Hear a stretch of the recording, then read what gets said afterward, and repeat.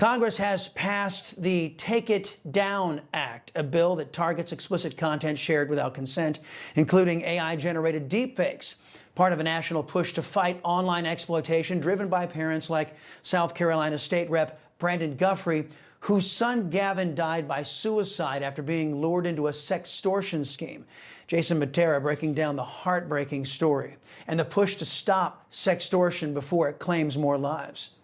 Gavin Guffey was a funny, outgoing 17-year-old who loved skateboarding and video games. He was living his best life until it was stolen from him. In 2022, Gavin became the target of what's called sextortion. A scammer posing as a teenage girl on Instagram convinced him to share explicit images, then used them to blackmail him. The pressure was relentless. The conversation progressed to where they shared images with one another. And as soon as Gavin shared images, the sextortion started, and they threatened to make it go viral. Gavin sent money desperate to make it stop, but the threats escalated. Feeling trapped, Gavin saw no way out. I found Gavin laying between bathtub and toilet, and I grabbed him trying to make him conscious, and then blood started coming out. And about that time, I got the smell of the gunpowder. But we had no idea what happened. Brandon Guffey had never even heard of sextortion until it tragically took his son. Just months after taking office in South Carolina in 2023, he helped pass Gavin's Law, which criminalizes the practice and forces schools to teach kids how to spot the warning signs. Now, through his foundation, Less Than Three, he's taking the fight nationwide. I travel around, I talk to teenagers about mental health and about cyber crimes. I drive an old Volkswagen bus that Gavin wanted to drive to college. The FBI warns sextortion is surging.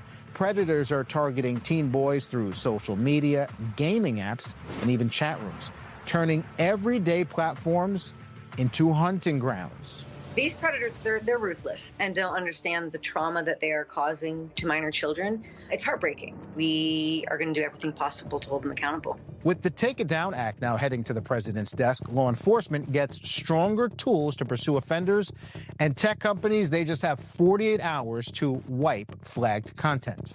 But for Brandon Guffey, the mission continues, turning grief into purpose to protect other kids from Gavin's fate. I can't save Gavin, but what I can do is hope to save another kid from sitting in that situation that Gavin was in. We've got to stand up and fight. And the problem is people don't get active in it until it hits home. And I don't want someone to lose a child for it to hit home.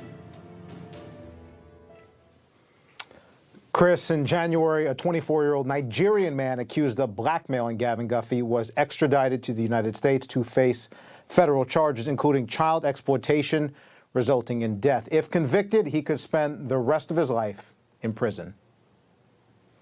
Dang, what a gut-wrenching story. My heart weeps for the Guffey family. Losing their son in a terrible, horrific way. Online content only growing, as you noted. What should every parent do to defend their kids against this stuff? It's hard, right, Chris? And we're both fathers. We think about this constantly. The bottom line, no law can replace an engaged parent. You've got to know where your kids are going online, what they're doing, but just as important, having those tough, age-appropriate conversations, because the internet isn't just an entertainment source, as we know. It's a hunting ground for predators waiting to exploit kids who don't yet grasp just how dangerous the world really is. Thanks for the story. Jason Mattera, live from our Florida newsroom. Appreciate it, my friend. You know, folks, I thank God for my wonderful wife, my kids, my country, the greatest nation ever. And Americans like you who believe in the truth, the Chris Salcedo Show will never stop fighting for you. The Chris Salcedo Show, for the news you need to know.